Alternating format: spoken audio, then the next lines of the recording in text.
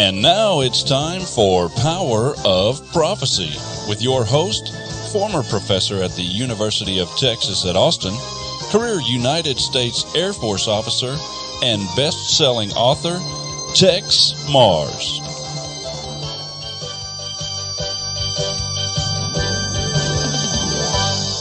Hello, friends. This is Texe Mars. Welcome to another edition of Power of Prophecy. Well, today we're going to have a very quick hour because, well, we've got a great author and a book here, and we're going to talk about this subject.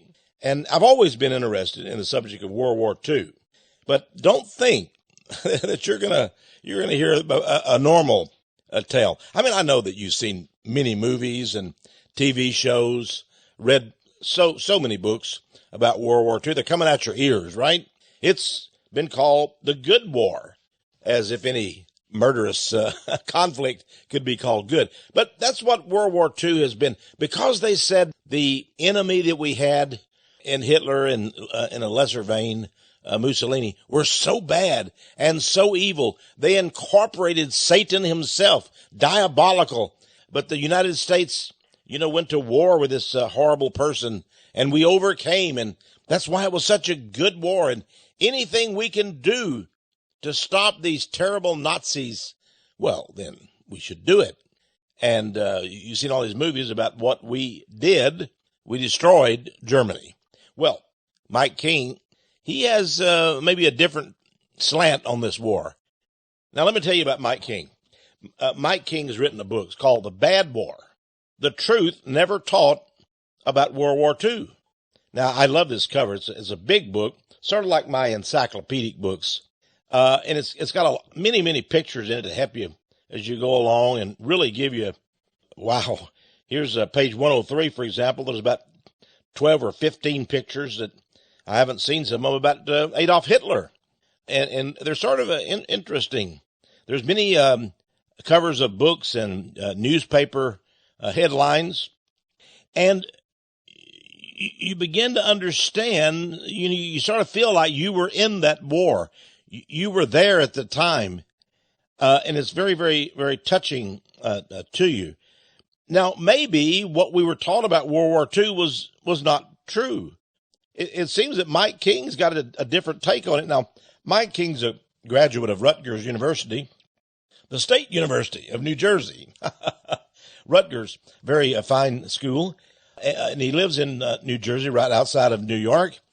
He's really like a detective. He's a detective of truth. They call people who go after truth a revisionist, because they take what other people say and really mine it and find out what really did happen, and they revise it a bit. Now, if we didn't have people like Mike King, well, I don't know what we would do, because a lot of history is just evil. Henry Ford, the great industrialist, said history is bunk. And maybe we'll bring you through a few others here too that Mike King discusses in his book. They didn't have too much love for history either. Well, I should say they had a lot of love for history, true history. In any case, Mike King, welcome to Power of Prophecy. Well, Texe, it's great to be with you. Thanks for that wonderful introduction. And I couldn't have said it any better myself. I would add, Napoleon once said, history is the fables that men have agreed upon. And I think the trick is to go back in time and do just like a judge in a court case would do, a wise judge. You hear both sides of the story completely, and then you attempt to triangulate with independent information and ascertain who's telling the truth. And that's what I've done with the Bad War. And what I found, it's not merely a question of us having been deprived of the whole truth, or the story merely being embellished. It's more than that, Texe. What I'm here to tell you is that the entire story of World War II, from start to finish, it is a fairy tale. It is the most monstrous lie ever told. It's on a par with 9/11, only it's an even bigger event. Now, we've always been told that Germany was a good nation, until around 1932 when the Nazis came in and this madman, Hitler, took over the country. There he was, like a cartoon character, and he had hypnotic abilities to persuade the masses, and he led them into this great war because he wanted to run the world. He wanted to control the whole world, and he wanted to stamp out freedom everywhere and bring dictatorial, totalitarian control over mankind. How do you feel about that kind of description, Mike? Well, it is the hallmark of a true psychopath or sociopath to always project his neuroses onto others. So, in other words, everything that the Zionist-controlled United States and United Kingdom have then and now projected onto so-called Nazi Germany is exactly what we've been trying to do for the longest time. Exactly the opposite is true. Hitler was fighting for freedom, and indeed, he was the only figure in history, really, who liberated his country from the New World Order. He actually beat them, at least for a period of 12 years or so. And that's what the war was about. And I know you've talked a lot about these issues in the Rothschild, the New World Order, and so on. Adolf Hitler was the man who beat the Rothschilds and essentially took away their institutions and their control over Germany. And once you understand that, the rest of the big lie is easy to unravel. But that was the motive right there. Well, it comes down really.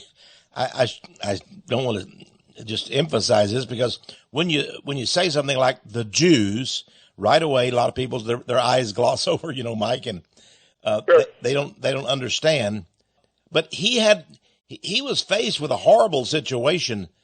I mean, communism was winning, the conflict everywhere. Stalin had taken over many countries. In fact, I've always wondered, I've asked people about this question, really educated people. I've always said, how did World War II get started? And if they're really educated, they'll say, well, it got started when Hitler invaded Poland. And I say, well, Stalin also invaded Poland and took around half of it at the same time. Why didn't we have war against Stalin? And, they know nothing about that, and they act totally surprised. They go home, and they really don't understand. How did that happen?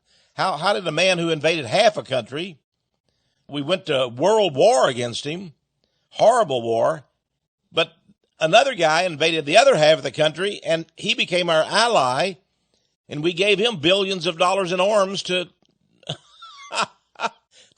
invade other countries. Isn't that sort of strange? It's quite a double standard, and once you grab hold of that thread, and that was one of the things that always intrigued me ever since I was a child. Of course, I didn't figure out the answers till I was an adult, but I always wondered about that situation that you just reviewed. But it goes even deeper than that. We're just left to assume that Poland was this innocent, angelic little regime that Hitler just decided to pick on. Well, I go into great detail in the Bad War about the military dictator of Poland. Oh, yeah, I bet you never knew that Poland had a military dictatorship. And before the war with Germany had even broken out, he had already invaded one country. He took a piece of Czechoslovakia. This is the Polish dictator. And he had shaken down another small country, Lithuania. And I quote extensively from an article in the New York Times that I dug up from 1938. It shows that this Polish thug caused jitters on Wall Street because he was so reckless. They didn't know if this guy was going to trigger a war with the Soviet Union or what have you. He was going to go into Lithuania. So, this was not a nice man. His name was Marshal Edward Wrigley Smythe. And there's a whole story of how Poland relentlessly provoked Germany and how Hitler took this abuse. I mean, he didn't just turn the other cheek. He turned the other cheek 5, 6, 7 times because he did not want a war. And the only reason Poland was so bold in provoking Germany was that similar to the situation with Ukraine today, Poland had a military guarantee given to them by Britain and France. So that was the game, Tex. Poland was supposed to pick a fight with Germany, and then the world would say Germany was the bad guy. They started it. And then England and France would declare war. And that's exactly what happened. But so just suffice it to say, and all the details are in the Bad War, that this was a very rogue, corrupt little thug puppet regime in Poland that was being manipulated by the UK and by France from across the pond. Behind the scenes, we now know, there's documentation to confirm this, FDR was also inciting the Poles to provoke Hitler. That's the truth. Now, there's another fact here, too.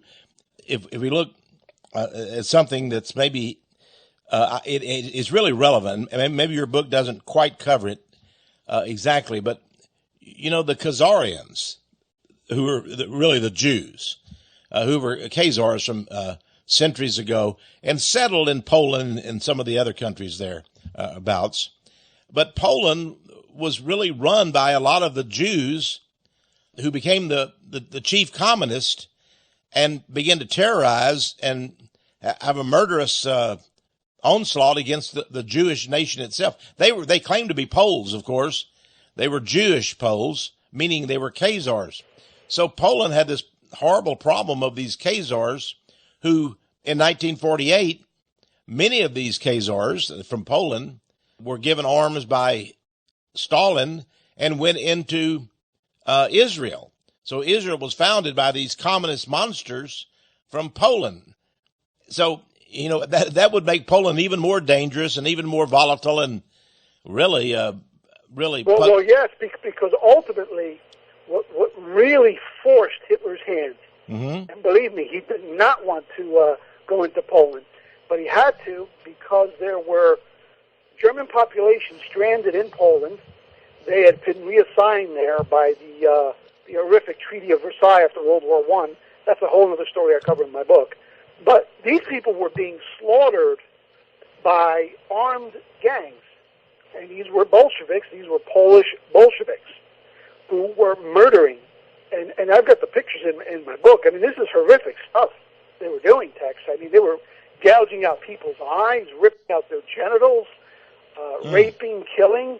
And still, Hitler tried to look the other way and negotiate a peace. That Germany even went to the Vatican, hoping that the Pope could intercede and sponsor a conference. But the British said no. So, I mean, the provocation is outrageous. And when they started murdering people, these Bolsheviks, these Polish Jews, I mean, that was really the final straw. Germany had no choice but to go in and liberate that German enclave that had been stolen from her 25 years earlier. And these are all facts, and you won't find any of this in a high school history book, a college history book, History Channel, PBS, Hollywood films, etc. The truth has been denied to us. Well, when I was a young man, I was a big reader, Mike, and I love to read about World War II. And I remember reading this, I don't know if it's an article or book now, but it told the story of the Katyn Forest. And it said that Hitler invaded and took over Poland. And, of course, that brought France and England into the war because they'd guaranteed Poland, a pact. But so Hitler took over Poland, and they said that he destroyed the Polish economy, and that he took like 40,000 of the top Polish soldiers, what we would call the intelligentsia, the top people. Right. And he took them into this forest, drove them in, tied their hands behind their back, took them into the Katyn Forest, and just mowed them down and just killed all 40,000 of them and left them there rotting in that forest. And for many years, I thought, that's just terrible. What a monster that was. And then, it was only about 12 or 13 years ago that I read this little column, like on page 48 of the New York Times, that told the truth about it. Actually, it was the Soviet Union, and it was the part of Poland that they had invaded and conquered. And they were the ones that took the Polish soldiers into the forest at Katyn. They're the ones that killed them. It wasn't the Nazis at all. And so this is, but that's right. But, people still don't get that. And people still are telling me, I still read about it in books all the time, what the Germans did in the Katyn Forest. It's astonishing what we blame the Nazis for, isn't it? Well, once the war was ended and Germany was just destroyed, and again, we go back to this business of projection, the German intelligentsia was exterminated, the so-called denazification, and Germany has been occupied ever since. But it wasn't just a surrender and a defeat of a country. The entire German ruling regime and ruling class was exterminated or arrested or silenced. And that made it easy for the Allies to just invent whatever story they want, because there's nobody left to contradict you. And again, you'll see in my book, I've got the newspaper articles to demonstrate this. The report on Auschwitz was issued on the same day, and this is in the New York Times, the same day that Germany surrendered unconditionally. The Soviets had liberated Auschwitz 4 months earlier, okay? So why did they wait 4 months to tell the world that there was a Holocaust? Because they had to wait till Germany was out of business. Because if they said it earlier, Germany would have said, this is a lie, bring in the Red Cross and we'll show you. You understand? So it just on and on it goes. Once the German regime was completely destroyed, you could attach any lie you want to the narrative, and nobody could contradict it. The entire country, all of Europe, was under U.S. military occupation and censorship. So you could invent whatever fairy tale you want, and it stuck, and it sticks to this day. Well, I was watching Fox News last week, and it's on Google, and they were discussing, I mean, it just shocked me. It was a quick 1 minute, but they were talking about the fact that these murders by ISIS, where they take the guys in the orange suits, and I wondered how they got the orange suits, but they take the guys in the orange suits, Christians, and took them to the beach and cut off their heads. And they actually admitted on Fox News that this was a hoax, that these were filmed, and they even knew where the studio was that ISIS used and made these films, and there were no murders like that. And you think about that. Of course, we know about Osama bin Laden. How many versions of him did we see dead, right? Right. And all of them was faked. We don't even know what really happened when SEAL Team 6 went in and got him. That was probably hoaxed too. He died back in 2001. I'm sure of it. There you go. See now, and it seems like everybody else is sure of it too. The Pakistanis say it, the French say it, every other intelligence, the German intelligence, but the Americans keep lying to the people, and the people believe it. So now let's start off with your book a little bit, because I think people need to understand where Germany was in 1939 when the big war broke out. But evidently Germany had gone from a terrible economic state and a terrible moral state, and then they brought Hitler in, and he was elected, of course. Most people don't even know that. They think he was a dictator. They took office, but he was elected. And he did perform an economic and really, you might say, a moral miracle inside Germany, didn't he? Yeah, I don't think there's any precedent to compare it to. I mean, the depth of the German collapse, it wasn't just economic, it was cultural, it was moral. Berlin was the homosexual, transgender, nightlife capital of the world. Degeneracy had taken hold in Berlin. Unemployment, 1/3, 33% unemployment. This is what Hitler walked into. Wow. You had a communist party that was active and agitating for overthrown dictatorship in the street. The people were demoralized. There was 250,000 suicides in the 3 years prior to Hitler assuming power. There's no exaggerating just the depths of the moral depravity and the economic destitution that he walked into. And after 3 years, Germany is enjoying full employment, the strongest currency in the world, a moral and cultural and artistic revival, and And again, there's no denying this. I've got quotes in my book there from some very big people in Europe, people from Norway, people from England, the former Prime Minister of England, the King of England, King Edward, praising Hitler. Even Churchill had to acknowledge in 1936 the great achievement of Hitler. And he said, this may be the greatest man in Europe since Pericles of ancient Greeks. Churchill said that. So, how did he do that? Well, essentially, he chased the moneylenders out of the temple, to use a metaphor. And, so unlike, the Marxists who always say that they're for the people and equality and so on, the difference with Hitler is he delivered on that. He was truly the people's leader. And the people adored him. And this was across all classes. The intellectual elite supported him, and the common man supported him. The big, wealthy entrepreneur, businessman class supported him, and labor supported him. And, in fact, the 6 million Communist Party voters, within 3 years, they were among the strongest supporters of Hitler. And I'm not talking about the hardcore, evil, conspiratorial communists. We're talking about, your ordinary, naive person who believes all that garbage about workers of the world unite and all that. So he won over the entire country, and he didn't do it by brainwashing people. He did it by delivering results. He was true. He was honest. He was good. And, you see the pictures in my book there, and there's so many online. I mean, everywhere he went, the spontaneous mobs that would turn out to greet him, women breaking out in tears. I mean, I can't think of anything like it in the contemporary world of today. There is no doubt that he was the most beloved leader of the modern era.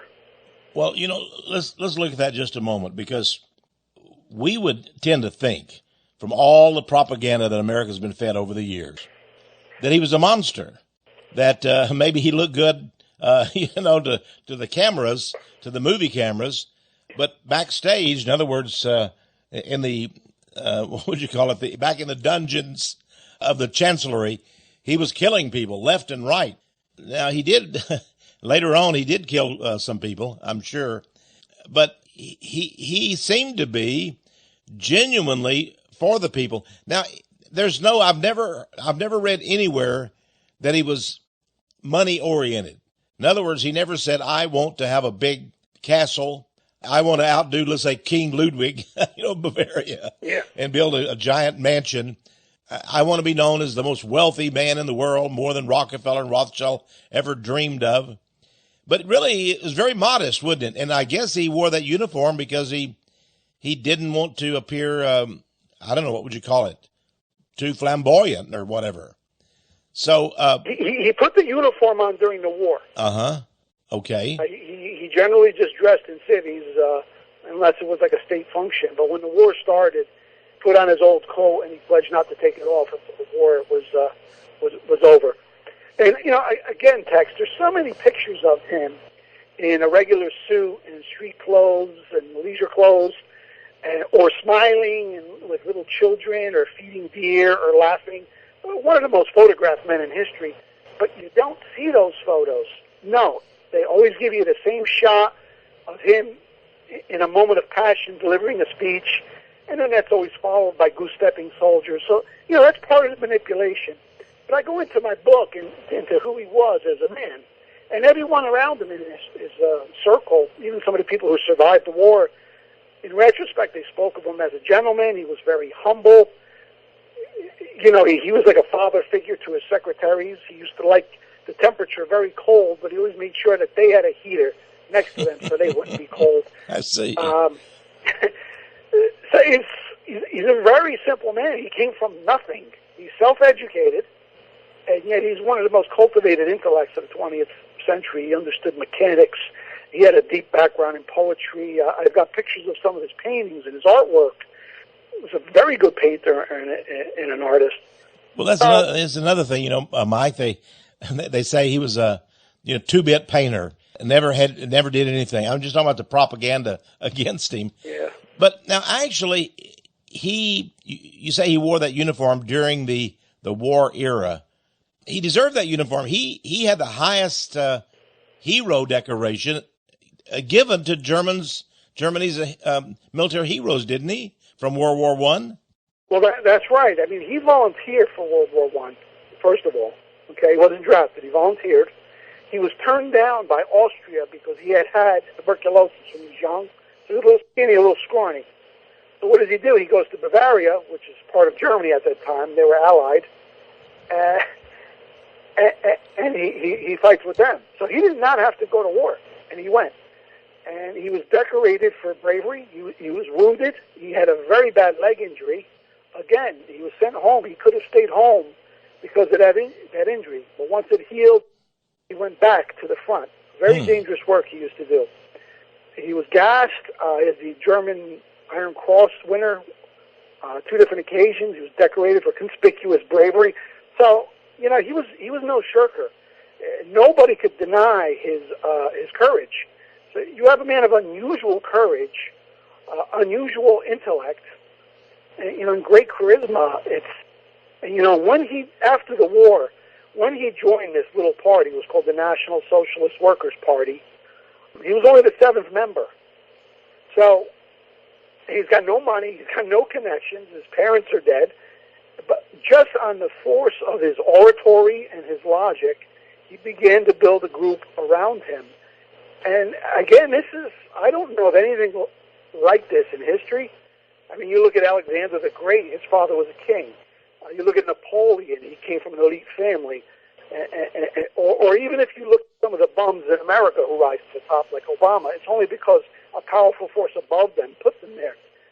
But this man picked himself up from nothing, educated himself, and became the Führer of a great nation. Well, you know, Mike, I'm an ex-military man. You know, I was in the Air Force and retired as an officer after 20 years. And I have respect for the military very much. And when I look around at our politicians, we have a bunch of draft dodger cowards. I mean, every one of them. You know, you take George Bush. Well, the guy, he joined the National Guard to get out of going to Vietnam, and then he never showed up for duty. You know, in the National Guard, the crumb. And then there was, of course, you name Barack Obama. He shirked military duty. And then there are these people, I mean, all of them, whether it's Hannity, even you go over to the media, Rush Limbaugh. Yeah. He claimed he had a pilonidal cyst and couldn't go in. All these people, they're all a bunch of jerks. Clinton, of course, he was a draft dodger. And we have all the paperwork to prove from his own handwriting. You know, he sent letters and such. So we had, you know, our leaders in America are a bunch of cowards and draft dodgers. And, boy, well, you know where I stand on that, I guess, Mike. Yeah. Well, you know, this is the whole thing. We've only got 1 minute on this side. So here is Germany suddenly brought to its peak of economic and military power by a very humble man who was first elected, whom the people wanted in power, and he was not a totalitarian, and certainly we have more surveillance and spying on us as citizens than happened in Germany at that time. So, sure. So now let's go back to, when we come back, let's look at what happened in World War II, though. Did he betray the people? Was he the monster? Did he set up the Holocaust camps and things like that? And is he the one responsible for starting this war and refusing to have peace with Great Britain and the United States and so forth? That's what was always told, that was the problem, that he refused peace. But I want to know the truth when we come back. I think you're the man for it. Okay. Bring it on. Bring it on. Okay. My guest is Mike King. He's the author of The Bad War, The Truth Never Taught About World War II, a wonderful book. I'm Texe Morris. We'll be right back after this message.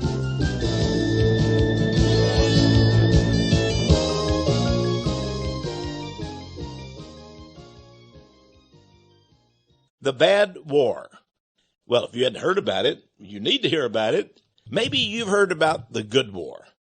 You know, the war we had with Germany and with Mussolini and Italy, and that we fought and we defeated the Nazi powers. You never quit hearing about that war. But, this is the same war. With the bad war, I see the cover of this book, and bad goes over good. Because Mike King tells you what really happened. How did this war begin? Did Hitler, was he a mad dictator who wanted a war? Was that his game? Was he just crazy and insane? All of the things you think you know, you're going to find out are not true. Now, there are a lot of people, I noticed some of the comments on the back cover of this book, and by the way, it's a beautiful cover, it's a great book. But some of the comments are from people who say they're thankful to the author Mike King, because they say that they're now like waking up from a bad dream. They're understanding now what really occurred. And yes, I'm going to just tell you the truth. I've always thought Hitler was a madman, but I'm evaluating my thoughts on him. Now, I've never liked any politician. I think they're all a bunch of bums, and Hitler and probably too. But, in light of the horrible things they say about him, maybe he's not so bad. I know Saddam Hussein was loved by the Iraqi people. Saddam Hussein could go walking in Baghdad, and he would get out of his car or his Jeep, and thousands of people would surround him and go up and shake his hand and hug his neck. Thousands of people. Not one of them ever tried to kill him. And yet Iraq has, seems like everybody owns a gun there. Remember that they'd shoot him up straight into the air? Thousands would shoot their guns off at the same time. He was never, they never tried to kill the guy. He was wildly popular. And when America took over, well, they didn't parade in the streets. They didn't give us a celebration. In fact, I understand that we had to bring in a team of saboteurs to take down that statue that was in that public square. Remember that? Because the people stayed in their home. Saddam Hussein was wildly popular. Now, when we took over the country, we killed the guy. We gave him a trial, as we do all the innocent or guilty, whatever they are. They're going to die. And then his political party, the Ba'ath Party, we put them out of office, and they didn't get anything. They didn't get any of the military slots or anything. Just what happened to the Nazis in World War II. I'm wondering if this is another series of lies. And I'm delighted to wake up and say, I'm going to discover the truth. I'm going to find out what kind of guy Hitler was. I know about what kind of man Churchill was. He was a drunk. He was an idiot. He was a murderer. We now know that. And we know that Franklin Roosevelt was a communist. And he lied to us about how we got into World War II with Pearl Harbor. Thousands of Americans died. And then he railroaded the generals that were in charge of Pearl Harbor. And it was in the 1990s that our Congress secretly exonerated them. Secretly exonerated Short and Kimmel, the guys that had been blamed for it all. So we know that we got into a war, a horrible war, because of monsters like Roosevelt and Churchill. But they've been made to be heroes. What about Hitler? What about Mussolini? Maybe these guys were the real heroes. And if they had won, Pat Buchanan wrote a great book recently, said maybe we fought on the wrong side. Oh man, they hated the guy for that. How could he say such a thing? Maybe we fought on the wrong side. Well, that's what Mike King is saying here, in effect. I want you to have this book. By the way, there's no other book like this. There's no other book that you can read. I know Pat Buchanan did a good job with his book, but this book has pictures. It takes you all the way to the First World War, to the end of the Second World War, and even after that. And you find out about the horror that happened to the German people. Boy, you didn't want to be in Germany at the end of World War II. You didn't want to be a good person then. Well, in any case, I want you to have this book. You must have this book. It's $25. It's a big book, a lot of pictures in it. $25, add $5 shipping and handling, a total of $30, and send it to Power of Prophecy, 1708 Patterson Road, Patterson Road, Austin, Texas, 78733. Or just phone us. You can phone us here at 1-800. That's a toll-free call, of course. 1-800-234-9673. Hey, you can go on our website, that is, powerofprophecy.com, or just textmars.com. And we're going to have the book. We're going to put it on today, Jerry, right there on our website. And so they just go there and then click on and use their PayPal or their charge card and order this book. Now, you're going to be happy that you got this book.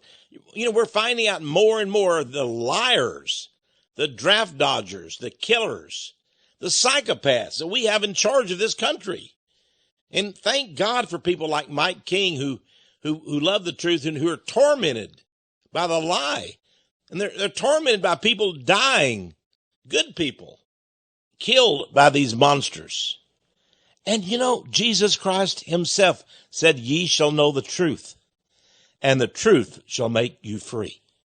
Don't you want to know the truth, my dear friend? Then please start learning the truth and start discovering it. And see that there is another view. There's another observation here. And read about it. And then make up your own mind. Don't be told by anybody, but know the truth for yourself. And that's why we offer the Bad War. Total of $30. That'll take care of all the shipping and handling. You go to powerofprophecy.com and click on it and get the book. We want you to have this book. And I want you to get it and be so impressed, and you will be, that you're going to ask your friend to order a copy. Or maybe you'll like to order 2 or 3 copies and give away a couple to friends. By the way, the book cover is designed by David Dees, great artist. He does a lot of things for rents.com online. David Dees, a great patriot artist, David Dees, who did the cover for this book, The Bad War. The truth never taught about World War II. Okay, let's go to our program. And we still have Mike King with us. Mike King, you're not going to run him off. What's that? I said, we're not going to run you off because you're a bulldog. Oh, yeah. This is a big subject. It is, but you grasp onto it. But I tell you what, I mean, I cover, and you know, I actually touch upon events in the late 19th century, which contribute to the lead-up to these world wars. You're not going to find that much history packed into a couple hundred pages, rich with photos. But yeah, I mean, I go way back. There's a quick quote I'd like to read you from the great Russian novelist Tolstoy. Mm-hmm. This is from 1896. This is what he said. Actually, 1894. The French and the British had just sucked in the Tsarist Russians into an alliance. And Tolstoy, who's Russian, saw it as a trick. And he said of this alliance, he says, "The Franco-Russian alliance cannot now present itself as anything other than what it is, a league of war. How is it that people, the French, who, without reason, have suddenly professed such spontaneous and exceptional love for Russia?" So, in other words, this is many, many years, this is decades before he was already figured out, being the great man of literature that he is. Great writers have a way of seeing through phoniness. He figured out that the fix was in to take down Germany. And this is in 1894. So that's the kind of background that I give the reader in just 240 pages. So this didn't start with Poland. You know what I'm saying, Tex? Yeah. Well, that's all the narrative starts. September 1st, you invade Poland. A little deeper than that. I give you the whole story. Well, 1894, that was just a few years before the World Zionist Congress. Yeah, it was all coming together at that time. Because World War I was planned for that reason. World War I was planned, number one, to enable the Western powers to steal Palestine, and number two, to have a war that's so destructive that out of it could emerge the embryo of the New World Order, and that was the League of Nations. So this stuff was already in the works long before Hitler came along, and it's imperative to understand that if you're going to understand World War II, and if you're going to understand what's going on today. Mm. Now, Hitler evidently was not, according to your book here, was not a man of war. He was a man of peace, and he tried to get peace with the West, meaning, with France and Britain.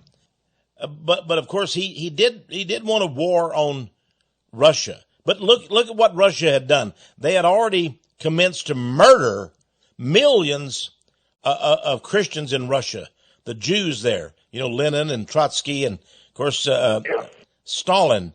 So he did war and rightly so. He did war on the Soviet Union. But didn't he try to get England and France to join him in this holy crusade against the communists?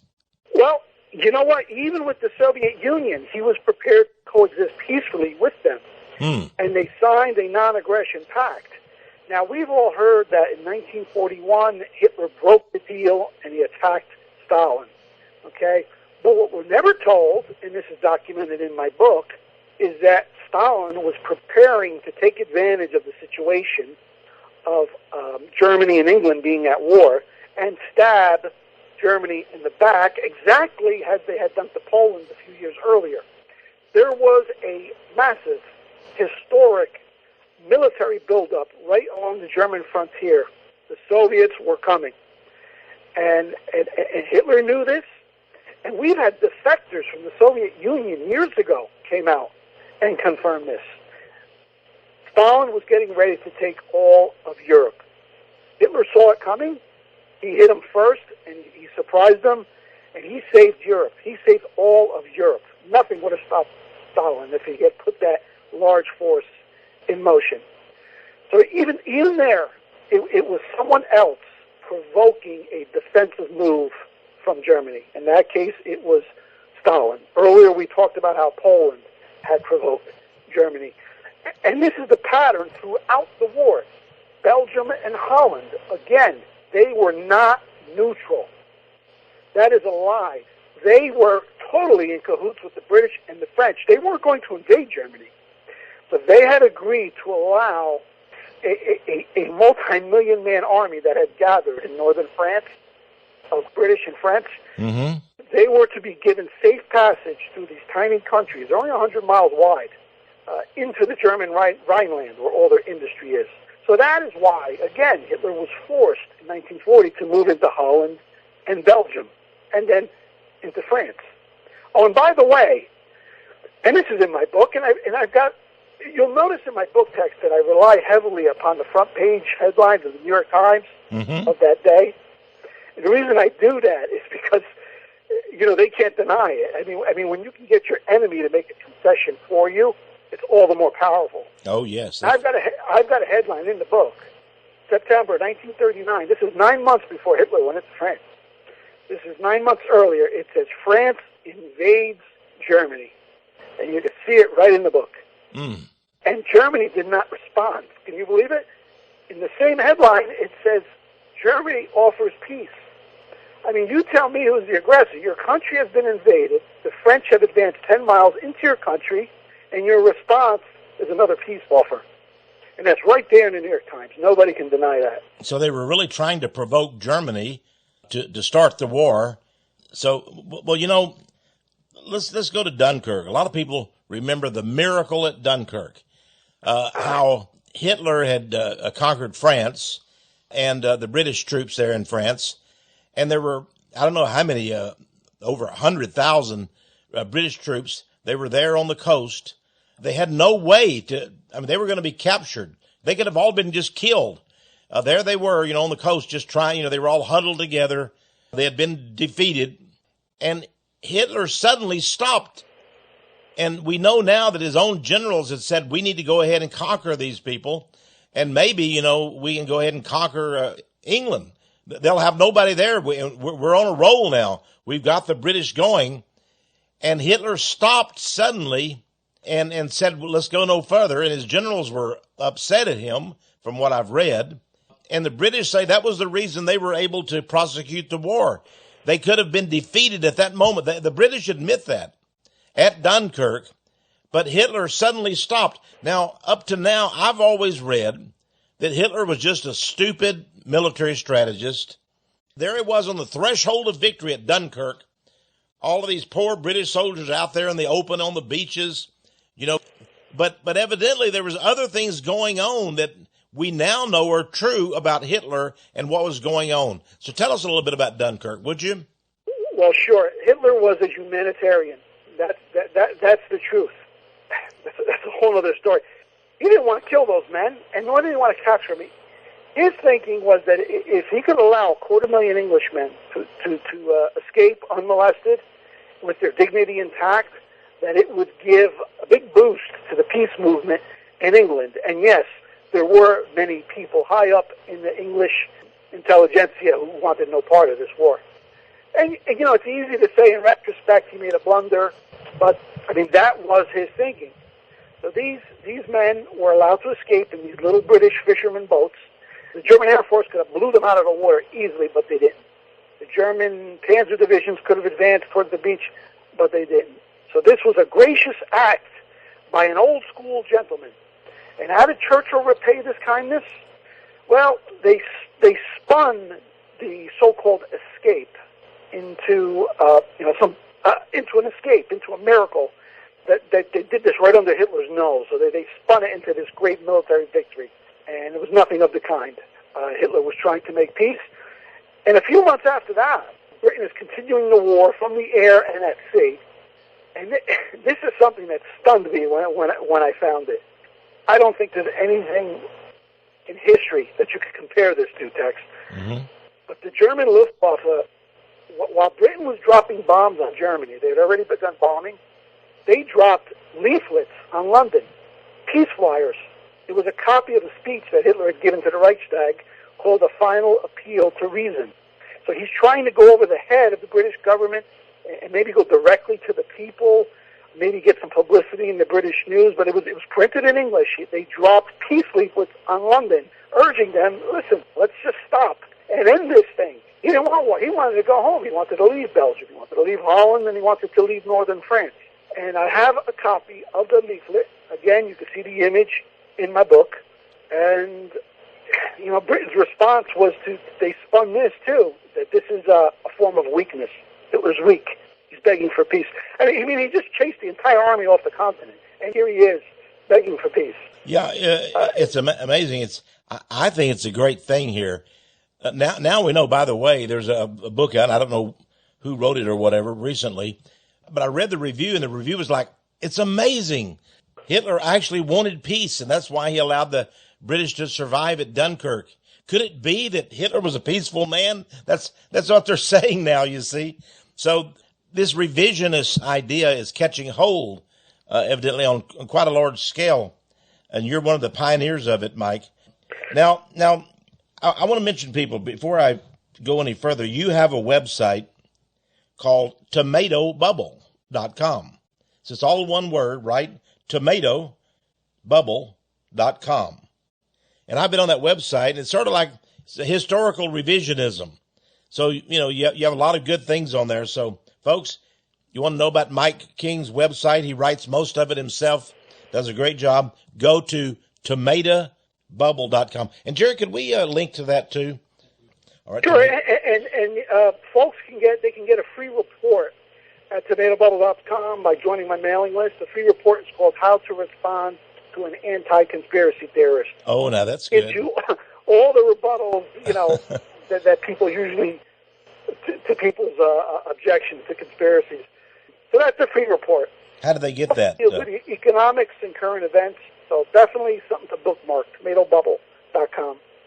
Okay, now how do they get this free report? Oh, well, you'll see on the website, pretty much every page, okay, there'll be a box that says, get your free report, how to respond to conspiracy theorists, and you simply submit your email.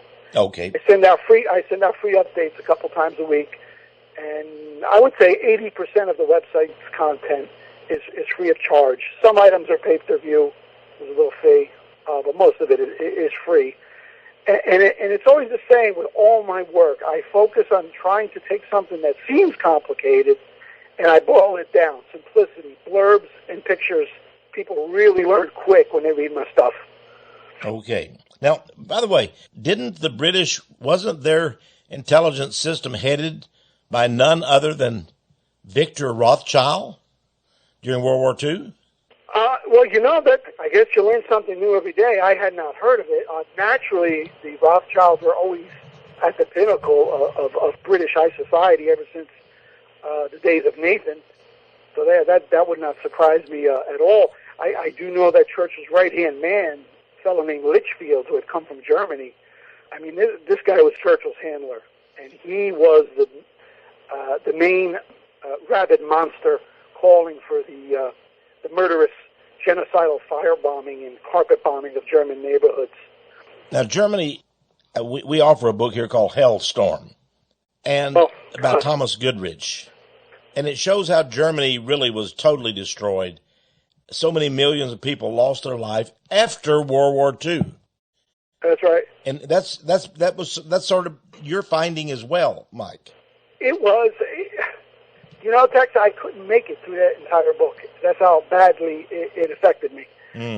It was a pure, straight-up genocide. I mean, even if people make this twisted argument that it crowded cities during wartime, well, it's moral, it's war is hell, and so forth.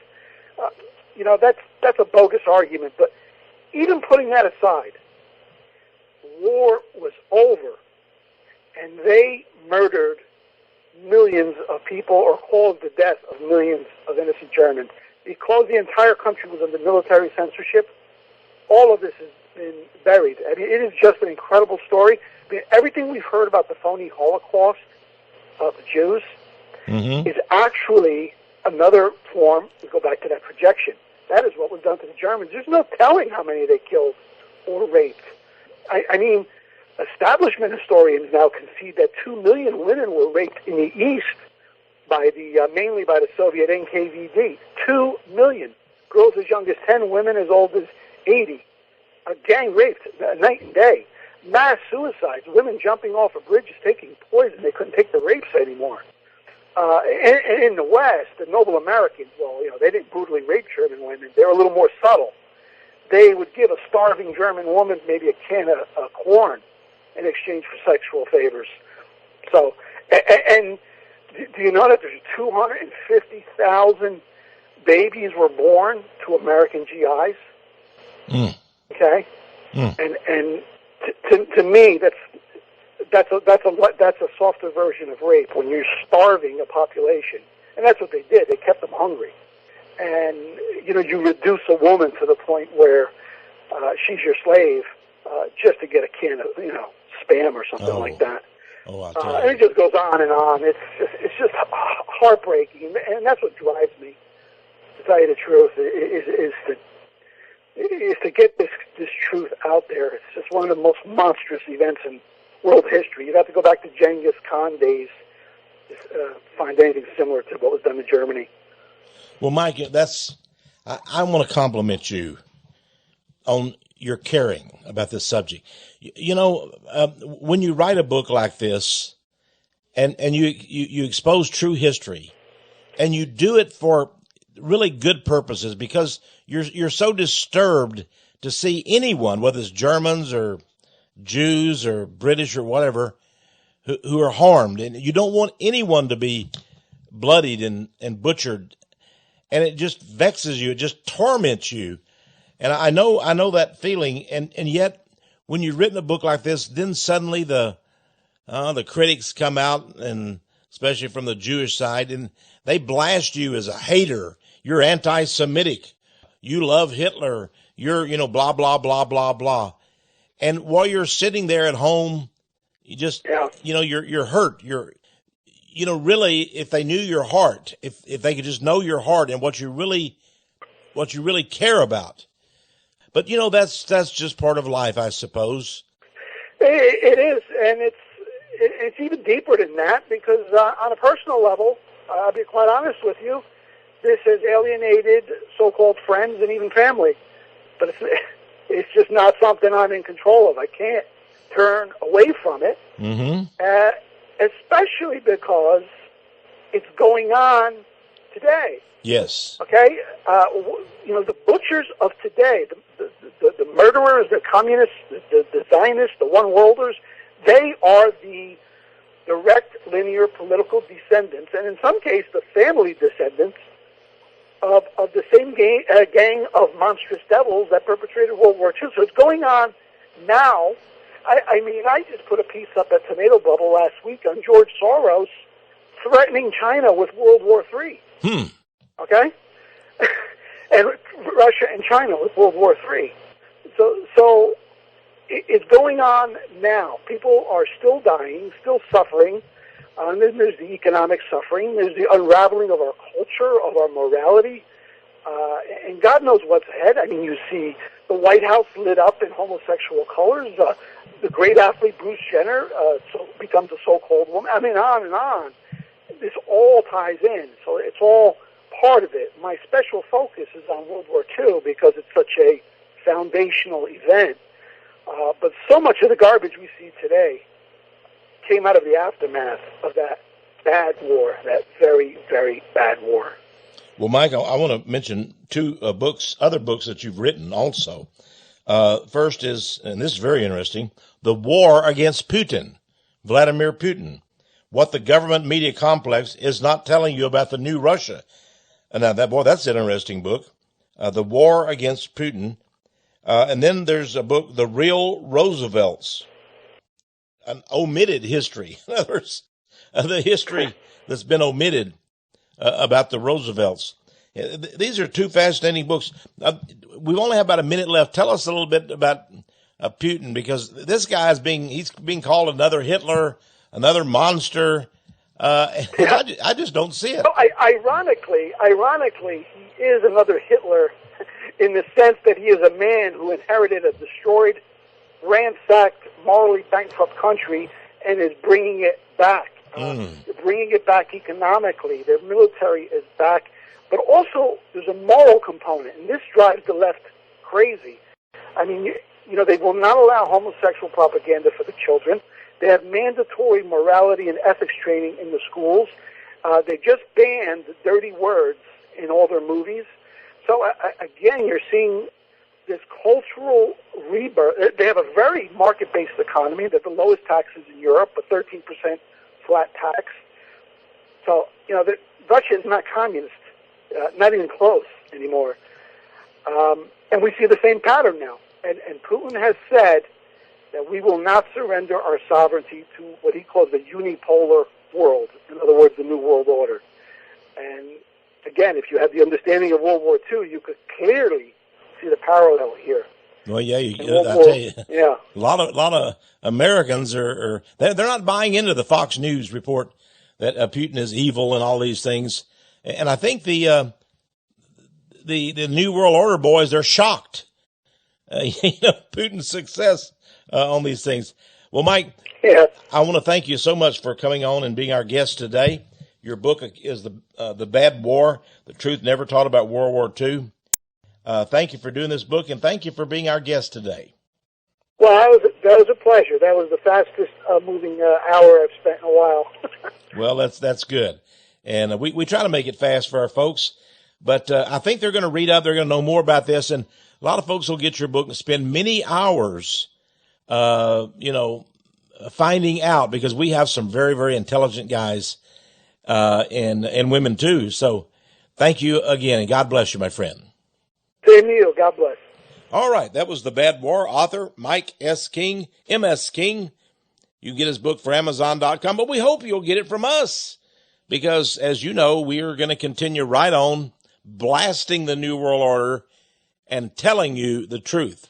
This is Texe Mars, and you've been listening to Power of Prophecy. My prayer is you'll tune in each week during the same time and discover the power of prophecy.